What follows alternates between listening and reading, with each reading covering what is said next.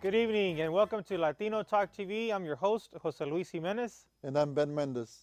Tonight we're going to have a very special hour with you here live at Houston Media Source in Houston, Texas with our guest, Mr. Roy Morales. Welcome to the show. Thank you, Jose. Thank you, Ben.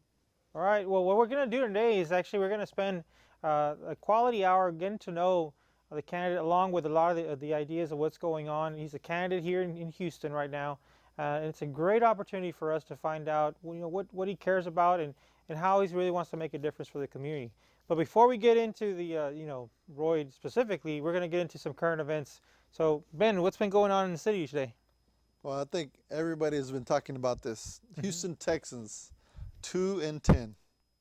Now, they are on a 10-game losing streak. I don't know what to say about that, but I think it's Look at the time. bright side. They're consistent. They're consistent. That's correct. I think it's time that we look for new leadership. Yeah, I agree. And I'm actually looking forward to the recruitment of a franchise quarterback. You don't think Casey Keenum is good enough? Don't get me wrong. I'm from U of H. I love the fact that we have a U of H quarterback running the Texas, but I just don't think he has it. Well, I think Keenum has it. I think we need to fix a lot of the situations around him. But I think he has a good opportunity. But at the same time, he is a small quarterback. Most of the bigger successful ones like Tom Brady, they're huge and they have some size and some presence out there. Who knows? I stand by Keenum, but I also got to know that we have to figure out a way to win.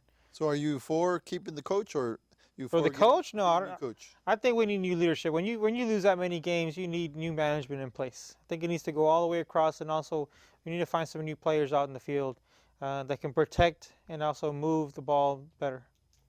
So on another note, we had a shooting at Houston Community College today, and nobody got hurt, thank God.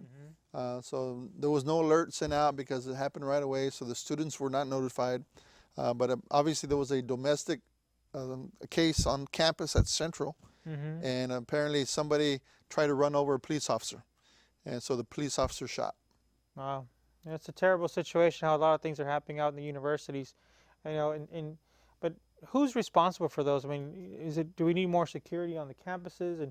And Roy, please chime in anytime you want to. But what do we need to do? Do we need to increase security? Do we need to put metal detectors all over the place, or do we just, Well, Roy has an interesting background because he used to be on the board of Harris County Education. Department of Education, that's right. Yeah. So we looked at that. I even talked with the Houston Independent School Districts on what they would like to, how they would protect. I mean, we went all the way from using, putting Kevlar at their board desk. We thought about it. What did we do about the students? Do we put them in shelter in place when something occurs? We did do something very special at our facility.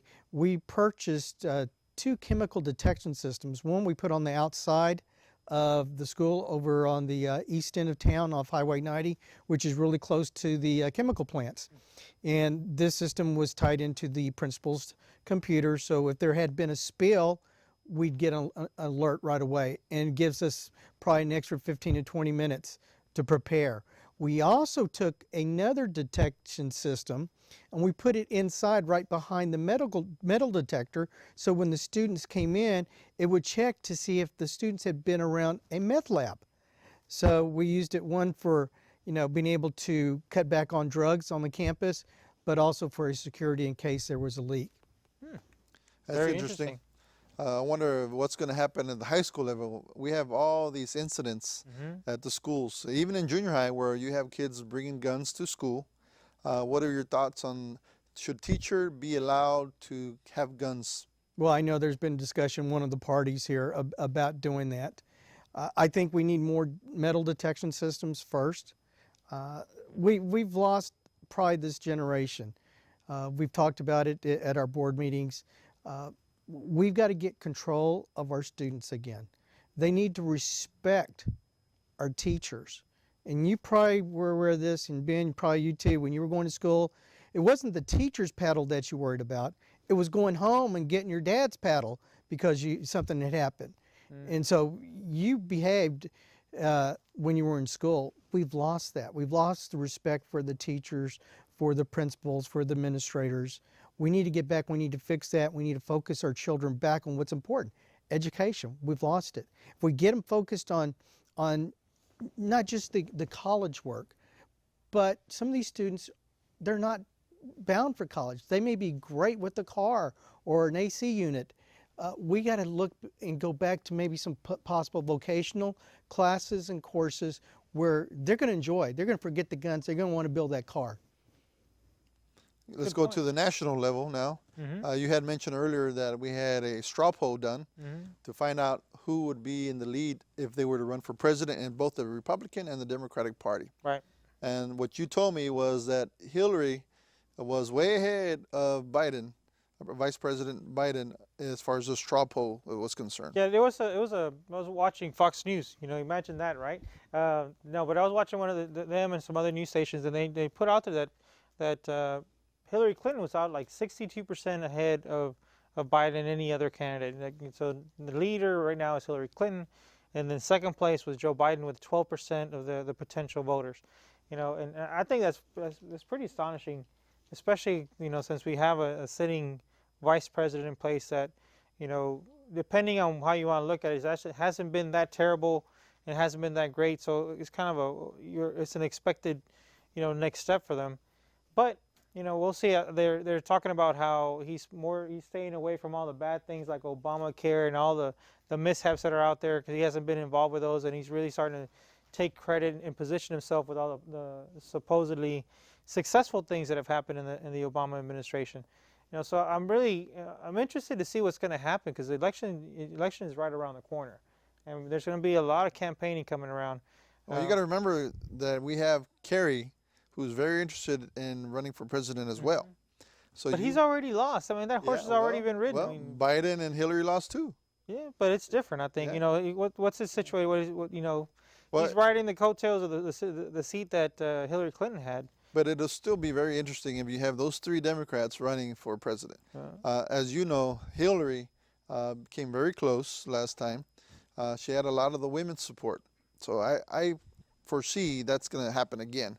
So a lot of the women are going to be supporting Hillary. Well, I think that nowadays it doesn't really matter what all these pre-election or speculative polls say, because at the end of the day, it's what the voters want. And I mean, look at the last election. No one expected a Barack Obama, who was an extreme no-name, to end up being the president for 8 years. You know, that's absolutely correct. So nowadays, we just don't know, you know. And then on the Republican side, you had mentioned that Ted Cruz was one of the front runners. That's right. That they're mentioning that Ted Cruz was a front runner, and you know, and they're saying that it's exciting that it could be the first Latino out there to be president on the Republican side, you know. And depending on your situation, depending on your political views, some people say, well, great, he is a Latino, and other people say, no, he's just Cuban. You know, so it all depends on where you sit, you know. What are your thoughts, Roy? Well, we're just now coming upon the midterms. It's such a long way off till the presidential election. You know, you forgot the governor of New Jersey as well on the Republican side. Rand Paul is another one that's been thrown out there. And, you know, I don't put a lot of weight into straw polls. They're so unscientific. You know, it has to be a random sample out there to give us a better indication. So even in these midterms, when I see straw poll, it's like the lights go up and it's like, okay, who's trying to rig this particular, you know, night when it comes to a straw poll? I still find it kind of interesting that Ted Cruz would be even considered as a presidential nominee by the Republican Party, considering that there's a lot of infighting going on within the party. But what would you rather have, Rubio? Well, to me, it doesn't matter who's on the Republican side because I'm not Republican. I'm a Democrat, so it wouldn't matter. You are? I'm a Democrat. Okay, I heard differently, so I just wondering. You know. Unlike yourself. But no, it's like this, right? You know? but I just find it very interesting. There's going to be a lot of Tea Partiers involved in the Republican Party as far as nominations are concerned. So it'd be interesting to see what the Tea Party does. You know, I'm really, you know, some of the fundamental ideas behind, you know, smaller government or more focused government or more efficient government, I believe in strongly, especially the more focused government. You know, I'm a strong believer that government is supposed to be doing what it's supposed to be doing. That's why you're a Tea Partier. No, I'm not a Tea Party. No. But I also strongly believe in helping my fellow man. I also strongly believe in providing the basic fundamentals for a good, sound education, and providing, food on an equal basis where we don't discriminate within the classrooms. Because, as a child, I was blessed to be able to say that in certain situations we were not part of the ones that had not. But because of that, even as a child, the child has to, be different, because all these kids over here get to eat for free with all the school lunch line, and these kids over here had to go bring their own lunch, and even as a child, they don't understand that. Yeah, that brings up a very interesting thing. Today I heard on CNN, Mayor Bloomberg from New York City, he had cut back on housing for those that were less fortunate. There was a voucher system of some sort. They were actually helping people pay their rent. So the rent assistance was taken back, I believe, 20 to 30%. As a result, they saw a tremendous increase in people living in shelters, including women that have children with them. So, I mean, it's a catch-22. You help somebody stay out of the shelters, or you pretty much let them fend for themselves, and you end up with a bunch of folks at the shelter. So it's kind of interesting how that happens. I don't know. It's just it's a tough situation, because I'm a strong believer in helping my fellow man, especially helping the poor, and helping the poor by educating them, providing them the resources for them to do for themselves. That's very different than just giving them something for free. But in some cases, they need that net. One of the problems we've had here in the city of Houston and in Harris County is that the homeless that we have here, that a great majority of them suffer some type of mental illness, and they end up where? The county jail. We've got to do better. Texas, for the longest time, was number 50th in helping the mentally ill. And that's a good place to start, especially now that most of those mentally ill individuals out there are former vets too, that need some help. And just sometimes it's the littlest thing that you can do for one of those individuals and get them back on the right track. It may just be a sack lunch, it may be a shower, it may be a book, it may be, well, here, go work at this place for a few hours. It's the littlest things that can be done that can make something big in somebody's life. Absolutely. No, and I completely agree that we need to provide those opportunities. We need to be able to provide that help and give that person the opportunity to be willing to participate. But the whole mental illness, the situation in Texas is in dire straits, and you're absolutely correct. Harris County is the largest mental institution. Harris County Jail is the largest mental institution in the state of Texas. Why? Because the state cut the funding for their own department. Therefore, the county has to foot the bill. And when the county has to foot the bill, we, the local taxpayers, have to pay more than that's necessary. So I don't know. It's an interesting situation. Anything else going on out there? That's it for today. No, there's actually one more. There's excuse me. In Mexico, they practice exactly what we preach. They also deport criminals that belong on the other side of the border. And if you hadn't heard the story, there's a young man that was like 14 years old, and it was a famous child assassin for the cartels. So he was captured. He was a U.S. citizen, a Hispanic young man. And he was caught in Mexico, and he spent 3 years in jail. 14-year-old. 14, yeah. Well, you killed him when he was 13, got caught at 14, and he spent 3 years in jail. And after his sentence, he was deported back to the United States. So he's now in the United States, completely free. San Antonio, to be exact. San Antonio, to be exact. Yes, correct. And we don't know where he is. He's just he's on this side of the border. Well, hopefully Homeland Security will know where he's at. Well, hopefully they will. So can you imagine him going to 9th grade, which is probably what he's going to end up doing? Yep. Go to 9th grade. He's an assassin and been already in prison 3 years. What he's going to be teaching some folks over there at that school. Yeah, it's a crazy situation, but he's protected by our Constitution also. That's correct. That's when it's kind of difficult to, what would be the right thing to do in that situation? You it's all relative. You just reminded me, there was a case also today that was on CNN. They had given a lady 20-year sentence, okay, for firing a pistol at, I guess it was a warning shot, right? because she was in a domestic, I guess her husband was abusive, and she was trying to prevent him from beating her up. So she fired a warning shot. She got a 20-year sentence for doing that, okay? They charged her with attempted murder, okay? Now, she has been given a new trial. She served 3 years already. And so everybody's involved in the case now. I mean, it's at the national level now. So there's a lot of eyes on it. And so she's been given a new trial, so she's out of jail now. The holidays is when she got out. Oh. And what was the guy's Zimmerman, George Zimmerman? He's been in jail 2 more times after the fact. I mean, it is where it is. Yep. Well, you want to talk about abusive. What about the Pittsburgh coach being fined over $100,000 and they're going to lose a draft choice next year? You heard about that, where he stepped on the white line when Jacoby Jones was running that touchdown, or almost that touchdown the other night. Okay. Just little current events there. You start off with I like that one. you start off with the Texans. I figure we probably end up with Pittsburgh. Can you So imagine? he lost a draft choice. The NFL released yesterday, they kind of leaked it out that they were going to fine the coach over $100,000, and they were going to pull a draft choice next year from the Steelers. Well, you hear about the conspiracy that's happening right now, right? You're talking about the Texans. The Texans, it's a conspiracy.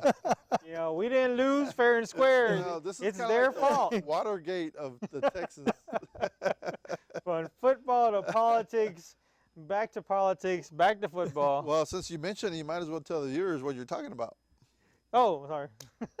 They Antoine Smith accused, insinuated is the right word, that the Patriots might have cheated or spying on the Texans because they did something so miraculous out in the field that nobody could have figured it out. Well, the Patriots are just good. You can't beat it. Tom Brady's just great. So whatever we thought we did special, we got beat with our own play cards. I mean, it's just the game. There's no spying going on. You never know. Right? And on that note, we're going to take a quick break. We'll be right back with Mr. Roy Morales. So you're watching Latino Talk TV. We'll be right back.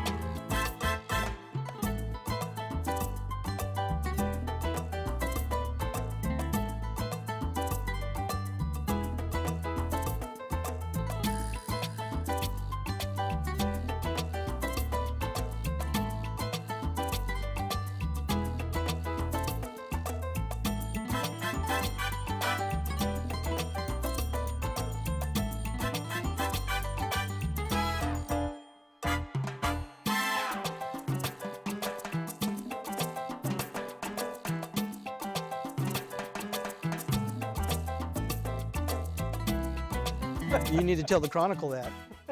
You're welcome back to Latino Talk TV. Now we're going to introduce to you and get to know even better our guest, Mr. Roy Morales.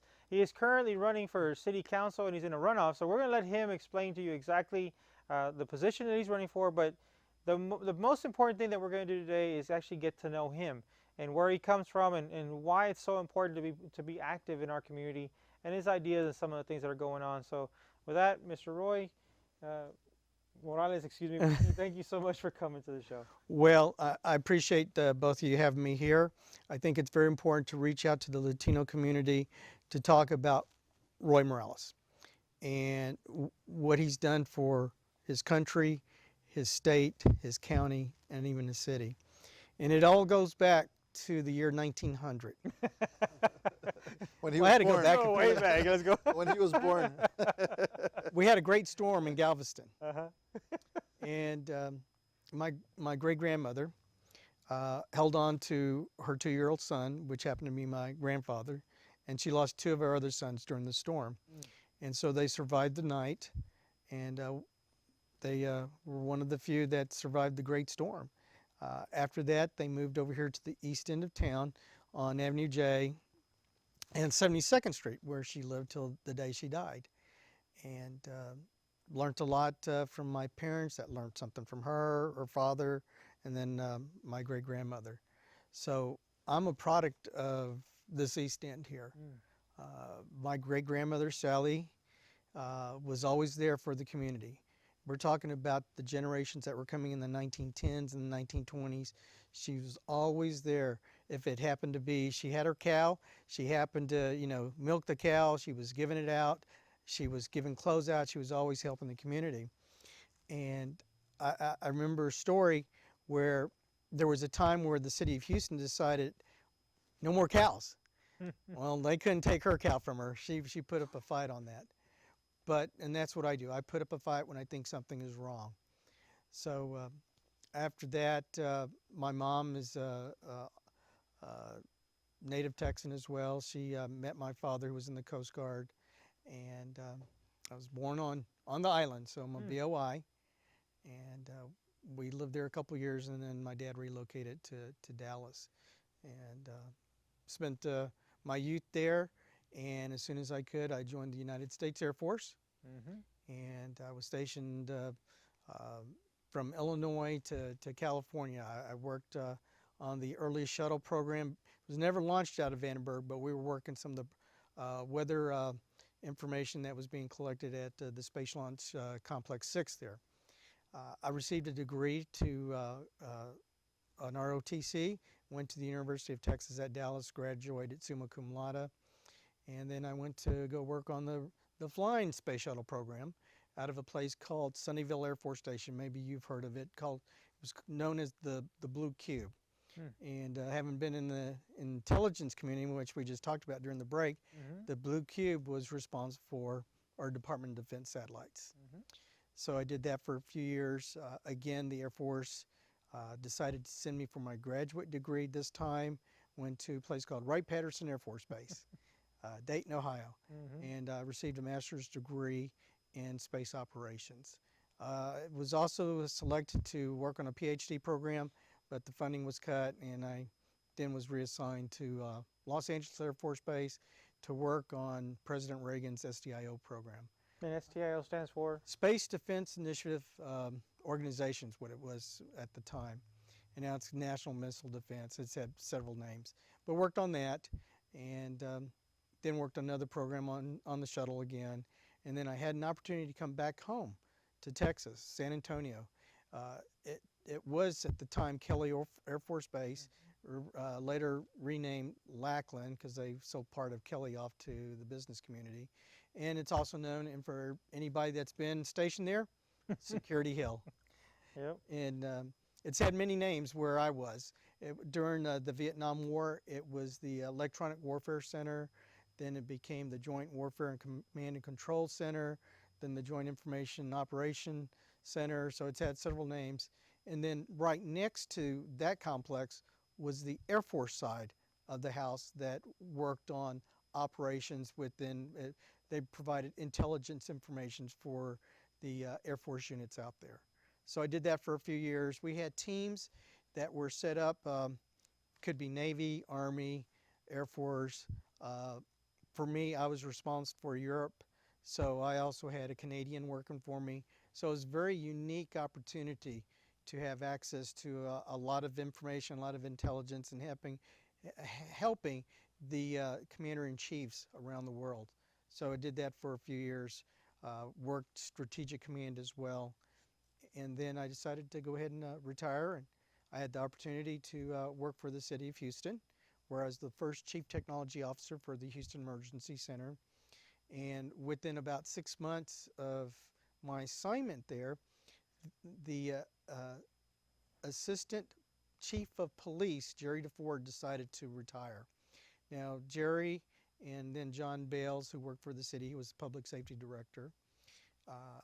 They hired me because of two reasons. One, my technology background, and two, my security clearances, because I was the point man and liaison with the federal agencies in the area, especially when it came to the Super Bowl. And of course, we had the All-Star game too, right after that. So it was a great time. Learned a lot. Learned a lot about dispatch. Learned a lot about fire. Learned a lot about EMS and police. And then I decided to leave the city and look into politics. Ran for city council at large, position one back in 2005. We ran against a guy named Peter Brown. And Peter was, thought he was going to win this hands down, but we gave him a tough race. We became friends after that. And shortly after that, I was elected as the Harris County School Trustee for Precinct 1, where I served for 6 years. And it was a great opportunity to help children. One of the reasons why I decided to do that was an area it focused on was special needs children. Down off the Gulf Freeway, we have a school down there. And I have a son that's autistic, so this was a burning passion in me to help these kids. And I don't mean to interrupt, but could you share briefly, before you go into that story, what you all did? Because a lot of people don't realize that Harris County has an educational department. They think of HISD, but they don't think of Harris County. Okay. Well, Harris County Department of Education, there's only two county departments of education in the state of Texas. It's Dallas County and Harris County. We are not part of the Harris County government. We're separate, or not we now, but they are a separate subsidiary of the state of Texas, their own government entity. So they're responsible today for after-school programs, for Head Start, for occupational therapy, for special needs students, for alternative schools, which I mentioned earlier off of Highway 90. And they have co-ops where they purchase fuel, they purchase food in bulk for some of the school districts out there that can't get a good discount. So they provide a very important service to the community. Do you also work with juveniles that are incarcerated? No. Okay. No, that's HISD. no, well, they go to alternative schools. Now we handle alternative schools, and once they graduate from that, they go back to their own school district. 1920s, basically, or before then, the schools in Texas were run by the counties. And around the late 20s, they were turned over, in our case, in the city of Houston. The city of Houston, believe it or not, assigned commissioners to run the school district here in Houston. And then in the later 20s, we had independent school districts. Very interesting, because I was down talking to the city secretary, and she was showing me the old documents on some of this. So they actually had commissioners, and they gave away that authority. So we're not like Chicago, where they also have not only the city government, but also the schools. We're a little bit different, but we used to be the same. Back in the day, HEC and HISD were combined. So you had the Houston community colleges were in the high schools at nighttime. So for instance, Milby High School at night was HEC Milby. Austin High School at night was HEC Austin. And so this didn't change until probably 20 years ago, when they split up and they actually created a board for HEC and HISD. And since then, it's been split up. And so now you have HEC with their own facilities. They're no longer in the high schools that I'm aware of. Yeah, but it's kind of interesting how they're coming back together, working together to have that relationship where it's seamless between high school, and actually while they're in high school, they can be taking college credit. So it's kind of funny how things come back around. Full circle. A full circle. But that was basically the Harris County Department of Education. That was a 6-year term, and like I said, they do a lot of good for the children in this community. Especially, I'm really a big believer of the Head Start program, and that's an opportunity where 3, 4, 5-year-olds, we're able to mold them, shape them, and they're like sponges. They pick up everything. They were being taught in English and in Spanish.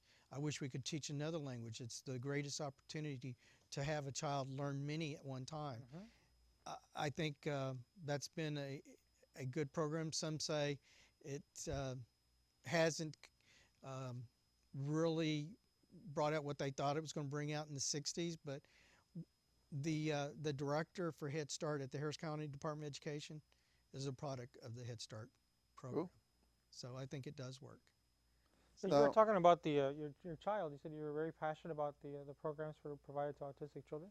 Yes. So what are some of those the support services that are available? Well, they have what's called the ABC facility. It's over there off of the I-45 South.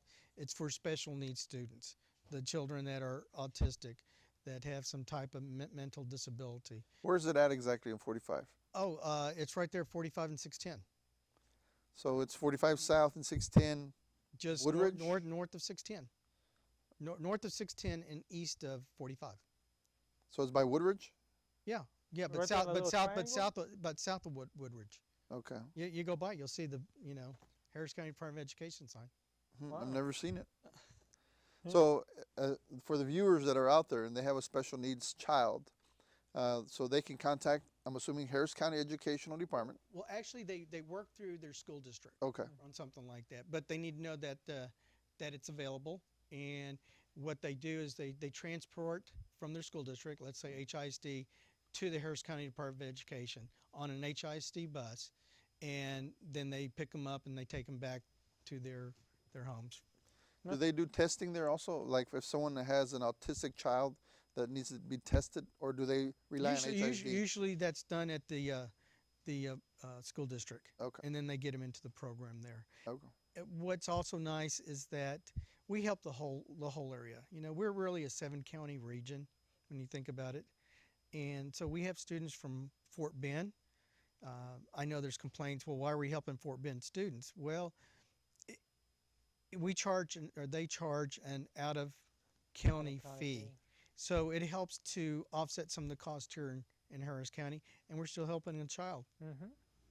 That's some wonderful work that they do, and for anybody who's in education that is very actively involved in helping, at risk or needy children. I'm a big supporter of all the different programs that are out there. My wife's in education, and I see firsthand the challenges that the educators have to go through. And so these extra services that are available for those special needs children are so important.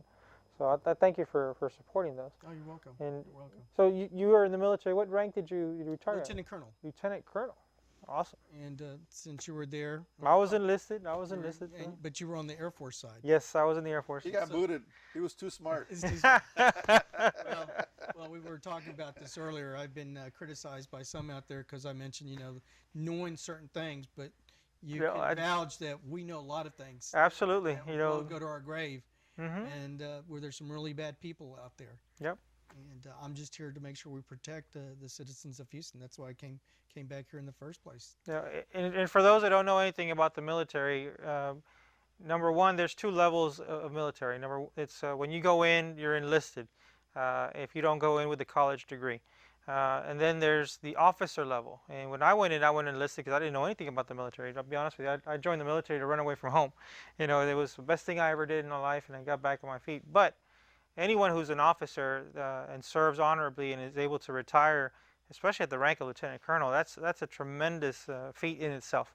Not everybody can do it, and just getting past the rank of captain for many people is very difficult. Going from captain to major to lieutenant colonel in itself, it's just, thank you for the service. You're welcome. And as you know, us being in the Air Force, who gets promoted first? Yeah, the officers. Well, in the officer rank, the pilots. Yeah, the pilots. And it's not easy. Pilot, so it makes it more difficult sometimes. Yeah, and please, yeah, definitely. There's absolutely difficult to move up in the ranks. It's and as you know, you did it as I did it. You went to school. I went to Squadron Officer School. I went to Air Force Command and Staff. I went to Air War College, and I was working other degrees as well. So that's what I loved about the Air Force. It was always very competitive. We were always improving ourselves, which made our unit better too. Yeah. And so, speaking of intelligence, why are you running for city council? I'm just kidding. No. But that's a very good question. The answer to the question is because I was asked to run to serve my community again. And as you know, I ran for mayor in 2009. We gave it a good show, and we did a lot better than anybody else thought we would do. And here was an opportunity to go in this race and just bring people together, all communities, and just fixing the basic things within the city. So what did you learn from that race? The mayor's race, I learned that you need to raise a lot of money. Yeah, that's true. But on $50,000, I think we did a pretty good job of being there with the man that had what, $3-4 million in his war chest. But it was always about the message being consistent, and the message hasn't changed. It's about more private jobs. It's about less regulation. It's about lowering our taxes, or at least keeping them reasonable. On the Harris County Department of Education, I was the chairman of the Budget and Audit Committee, so I understand how these property taxes work. And you don't always have the answer right away, because you're having to basically vote on your budget before you get your tax rate. And as we saw with the city of Houston, they were very fortunate this year that they had a tax rate, but they were going to have an increase in the tax levy. Because why? The economy's doing well. More people are here. More businesses are here. That's what happened at the Harris County Department of Education. That I made sure that we kept our increase in our tax levy down to about 3% of inflation and population growth. And of course, you know, you're going to have a larger tax levy in 6 years, but it wasn't due to a tax rate. It was due to people coming to Harris County. Well, I think it's kind of interesting because you ran for city council, then you ran for mayor, and then you're running for city council again. So do you feel that city council was your best option? Is that why you chose city council? Well, we looked at the mayor's position, but we just felt that this was an open seat. We looked at the record of the mayor. Things were progressing. You had Rebuild Houston that was taking off, and will take off in 2018. And I think it's good. It's good for the city, and I just want to be a part of it, helping our city move forward, helping the mayor, making this the best city on the planet. Awesome. Now we're going to take a quick break right now. We're going to come back and talk more about the Rebuild Houston and a little bit more about, you know, who Roy Morales really is. And I Okay. appreciate the candor. So you're watching Latino Talk TV. We'll be right back.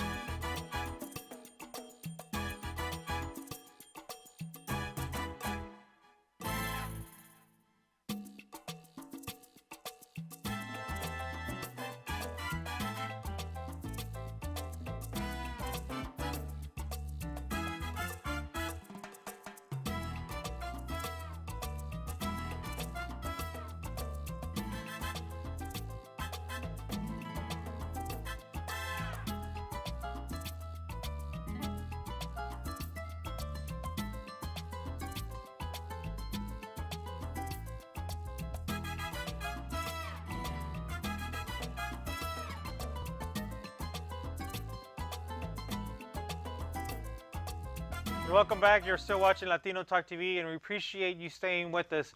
We're about to get into the last leg of our show, and we're going to now welcome another guest of ours and our pseudo co-host, I guess you can call it. Javier, thank you for joining us. Thank you, Javier Perez. Glad to be here. The hostess with the most. With the mostest. Now, Never call me a hostess. well, for those of you that don't know out there, he's a director of the Talento Bilingüe de Houston, Yes. and also the director of the Houston, National Hispanic Professional Organizations Leadership Institute, that is doing some wonderful work here with the next generation of Latino leaders and training them to become servant leaders throughout the city of Houston and throughout the state, to be honest with you. So on that note, Mr. Morales, tell us a little bit more about who you really are, because, you know, in 3 races, and this is now your 3rd race, there's a lot of stories that go out there. And take this opportunity right now to tell the people out there, you know, there's some of that stuff just isn't really true. Well, you know, early on, you know, I talked about the situation we had here with immigration.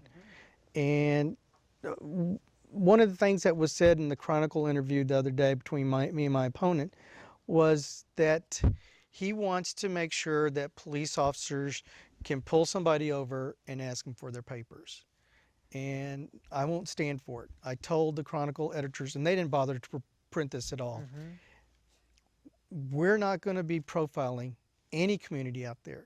We're not going to be profiling anybody in the Hispanic community out there. And that's what he was referring to. And that word hasn't got out there. I've always stated that that we don't have the right to do that. We have something called the Constitution. And you and I have served, and we know what they did in Eastern Europe, what they did in East Germany, that they had the checkpoints, and they would call and ask for your papers. That's wrong. And we shouldn't have it in here in Houston, Texas. And I think the Chronicle needs to get the word out about my opponent. I think this program needs to get that information out there about my opponent. That's wrong. I've helped this community as much as I could. And like I said, I'm a product of this community, 1900s. I mean, maybe you go back and look at your relatives. Maybe they were down the street from mine at the time. I wanted to make sure our community was taken care of. I've been a help throughout different organizations. If it was with the NAACP, I'm a former member there. I've raised funds for the local chapter. I was part of Nelly Fraga's dance group for several years, making sure that we had the funds to help these children find a different route so they're not out on the streets, that they come in and they have a program to do. I've sponsored for 6 years the La Rosa Family Services Christmas party at the Harris County Department of Education. And what's so important, I don't know, I think you've been there, Ben. What's important about that, and you see these children and they see all these gifts. And maybe those are the only gifts they're going to get all year. And it's good people like Ben and Greg Campion and others that come out there and they open up their checkbook to help these kids. And these kids have been battered. Their mothers have been battered. And many of them are trapped here. You know, many of them could be illegal, but they were brought here with their spouses and they have nowhere to go. So what do? We reach out and we help them. And when we help them those children too. And it's amazing to see their faces. And when they arrive there, they're just gazing along the wall. Oh, there's my package there. That's my Christmas package. That's probably what they're going to get for that year. It's a beautiful sight. So for some out there to say that I'm not there for my community, and I see it all the time, I've always been there for my community. And if the community is there for me now, we're going to change the reflection of the city. We need leaders that the Hispanic community can look up to in elected areas, that are going to help people, that are going to work with government, not going to stop government like in Washington, D.C. We can't afford that here. What happened? Just think, if local government shut down, who's going to pick up your trash? The police going to arrive when you have an altercation, or if your house is on fire, the fire department's not going to show up. We can't have that kind of rhetoric at City Hall. We have to have a positive rhetoric working together with the mayor and the rest of the city council to make every area we can as strong as possible. We always heard, you know, you're as strong as your weakest link. Well, we're not going to have any weak links in Houston if I have anything to do about it. And with your help, we can make that change. That's Roy, important. It's really, I mean, I love what you're saying here, but I've always gotten, and maybe it's wrong, but maybe I've gotten more the idea that you're a lot more conservative, but you speak more like a moderate. Do you consider yourself a conservative, or? I consider myself American that's going to do something right, that's going to look out for the people that can't help themselves, that's going to keep taxes down, that's going to bring businesses here, that's going to create jobs. That's what we want, jobs. And what's also important is when we bring jobs here, we'll bring Fortune 500 companies here. We should never lost Toyota to San Antonio or Exxon to the Woodlands. We have so much land here. So I think we would all agree that if we bring jobs here, we build office buildings, we build manufacturing plants, that's going to be jobs. That's going to be more tax revenue, not only to the city of Houston, but to our school districts and our community colleges. It's a win-win. We just have to be a business-friendly city. And if we do that, we are going to be the best city in this country, if not on the planet. Well, you know, there's a lot of issues at the city of Houston, and one of them is the pension.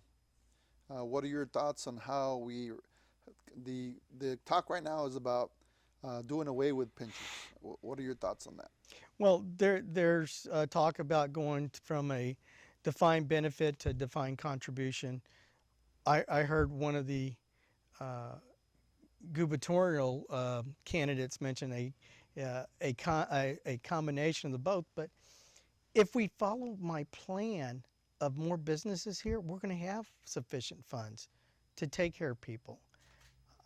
I'm a defined benefit in the Air Force, right? You get 20 years and you get a certain retirement. Firefighters and police officers, they put their lives on the line every day. Every day. And their families don't know if they're going to come home. So I think we owe it to them, one, not to change a program that's in place for those that are serving us now. But we also owe the ones that are going to be serving us in the future and coming up with the plan. It may be a combination of the two, but if we can raise the revenue and build this city, like I think we can, we'll have sufficient funds to take care of it. Well, that's future, but we're talking about right now. You know, the city is hurting for finances right now. So if you have three pension systems right now, you have one that's police, you have one that's fire, and then you have the one for the regular employees of the city of Houston. Okay, so police and fire have a contract in place, so there's not a whole lot that we can negotiate there. The one that's negotiable right now is for the regular employees. Okay, so you're talking about the employees actually putting money into their pension system for their use down the road. Is that correct? Well, right now, if I recall, there was a new plan that was put in place by Bill White that they weren't contributing into the system, that there was just money set aside for their retirement on the new plan. What we have to be able to solve, and it's not an immediate problem, but it will be here soon if we don't take care of it. Even the mayor is saying it now. But you remember who was saying this back in 2009? You? Was it a guy named Roy? I think Roy. I think it was, yeah. I think it was, this guy named Roy Morales. Because I was going through the CAFR and talking to other people about on the CAFR's, the Comprehensive Annual Financial Report. All the numbers are there about the city. It has to be fixed. Now, the police, I believe theirs is out till 2020 something on their contract. And of course, the fire is controlled by the fire. I think that if we follow my plan, the funds will be there. Look what happened this year, guys. We had what, $100 million in surplus because people were coming to Houston. Remember, our tax rate has been the same for the last few years, and actually the property values were down, but they've been coming back up. And this past year, they were up to where we had a surplus of money. And if we continue that growth and keep businesses rolling, you can keep this tax rate down, or you can adjust it for maybe inflation. Population might come up a little bit, but people on Kingwood and the west side of town and Clear Lake might get a little upset about that. But if you recall, we had Prop 1 and Prop 2 back in, what was it, 2003? Maybe it wasn't 5, but it talked about Bill White's population and inflation at about 4.5%. Bruce Hotze's, he never put a percentage in there, but he's always talked about 5%. I used roughly 3.3% at the Harris County Department of Education as far as increase in the tax levy. But if you keep the property taxes down or the same, it's not going to hurt people's pockets because we're keeping it at level, and they're expecting it next year, and they're still getting the services. But we have to provide those services. We have to make sure that garbage is picked up. We need to make sure, and this is one thing, if I have to speak very loud about this, is those white bags for the leaves. They like disintegrate like as soon as you put the leaves in there. And I know this because I have like 1.3 acres and I have all these leaves. And I take these bags out there, but I hear other people complaining about that. We got to take care of the stray animals out there. People are very concerned about that. The water, we got to make sure that the water rates are kept reasonable. They've gone up too much in the last few years. We need to clean up Lake Houston. Councilmember Larry McCaskill talked about that years ago. If you keep letting the certain critters grow in there, then you're going to need more chemicals to kill them, and that's what we're doing now. So there's so much we can do, and I'm looking forward to that. I'm not going to be a no vote out there complaining. I think there's so much we can do working as a team, and I said this before, the sky's the limit, guys. You know, Roy, what do you think most differentiates you from your opponent? I think we're both passionate about what we do. I'm going to tell it like it is. I'm not going to hide the fact about the red light cameras. You know, that was something that people voted on, but there was only 50 of them, and you know, it made it sound like there was thousands of them that were out there. And the guy was losing money, him and his brother. His brother's a traffic ticket attorney. They were losing money. So they didn't talk about how some of this money was going to help the trauma centers that were out there. There's just a few things that they would have changed on the red lights, like making the yellow light 1 second longer, maybe the signage that said a red light was coming up, highlight it somehow, like we have the lights down on Metro and downtown, light them up a little bit so you know that there's a red light there. And, you know, my gosh, have a rolling turn on right and not ticket people. That was going on too much. And I would have made the company paid for the installation and the maintenance and just give them a bigger share revenue. I think people would have been happy about that. There was nothing about Big Brother in this. Those cameras don't turn on all the time. They don't track people. Again, I'll use our intelligence background here. They come on when a car passes, you know, that red light. Mm-hmm. So I'm going to be honest. I'm not going to, you know, deceive people with rhetoric like that. I think there's someone following me everywhere I go. Well, you know about those GPS trackers, don't you? Big Brother's always watching. I mean, it's only been going on since the early, 90s, if not sooner, 80s. Well, this is not anything new. My doctor says we're okay. Oh, okay. Yeah, that's why he twitches all the time, you know. Oh, okay. Wow, this has been really, really interesting. And, you know, the good thing is that the intent of this show is to give a person an opportunity to express themselves directly, because, as you know, big media only gives you a 2 to 3 second blurb of what they want you to think, you know, and they interpret it differently. And, you know, this way, the intent of the show is for you to have an opportunity to just completely express yourself and tell the people really, you know, who you are and what you're about. Because I can tell you this much, that just for the hours that we spent here together, the perception of who Roy Morales, the candidate, is very different from, you know, what I've been hearing today. You know, I'm pleasantly surprised. You know, I think. You know, I am also. You know, and for him to say that says a lot. I mean, because. For me, what? You're gonna pay him $20 after the show. Or we're gonna go down to Memphis or something. Yeah. Oh, I don't know. Well, we already did. You know, it's you know, but in all seriousness. But it's important to our community, Jose. Mm-hmm. It really is. There's 134,000 registered Hispanics in our city. Mm-hmm. You know we should have a Hispanic council member on every at-large position if they came out. Yeah. Let's talk about numbers. How many people voted total in your race? Oh well, I can tell you that about 45,000 didn't vote in my race. That voted in the mayor's race? Mayor's race, yes. Okay. That's key. But how many total in your race? Oh, I just remember the percentages between myself and Mr. Kubash. Okay. Yeah. And what was your percentage? About 18%. 18 in Kubash? Was about 27, 28. Okay, so there's 18, 27, so over 50% of the votes still out there. Oh, yes. Yeah, for the taking, if you will. Yes. Yeah. Yes. And so, and it's important that we tell the viewers when the early vote is. Mm-hmm. So go ahead, your opportunity. Well, right now. it's just around the corner. It starts this Wednesday, December 4th, running through December 10th. Only 7 days to get out and vote. 7 From days. 7 to 7? I don't believe it's 7 to 7 the first few days. Okay. But go to Harris County Votes and .com and you will find everything about early vote as well as the precincts for Election Day. Election Day, 7 a.m. on December 14th, a Saturday. Wow. And I think it's supposed to have freezing rain this weekend. So get out tomorrow while the sun, Right. or Well, this it's Wednesday still when the sun's out. What other races are going on citywide besides your city council race? There's at-large position 2. Which is who? That's David Robinson and Andrew Burke. Okay. Mm. That's then the we only have- one? That's the only one. And then the district ones are District I, And District A. which is southeast, and then District A, A. which which is around is the west spring. side? It's the Spring Branch area, Okay. north side, Okay, that's So- Helena Brown and Starduck. and Brenda Stardick. Okay. And then, isn't there another one? District B? No, No, that's it. No? No, there's another one. Where is? Dwight Boykins. Oh, oh, there's D. where? Oh, I'm yes, sorry, yes, D. yes. Dwight Boykins, right? And Yeah. Miss Yeah. Provost. Miss Provost, Georgia Provost. Okay.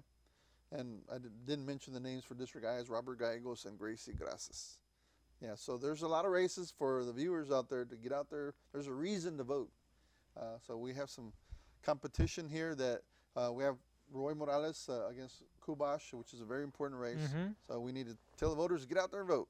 Okay. Well, on that note, we're actually running out of time. So thank you so much for joining us today.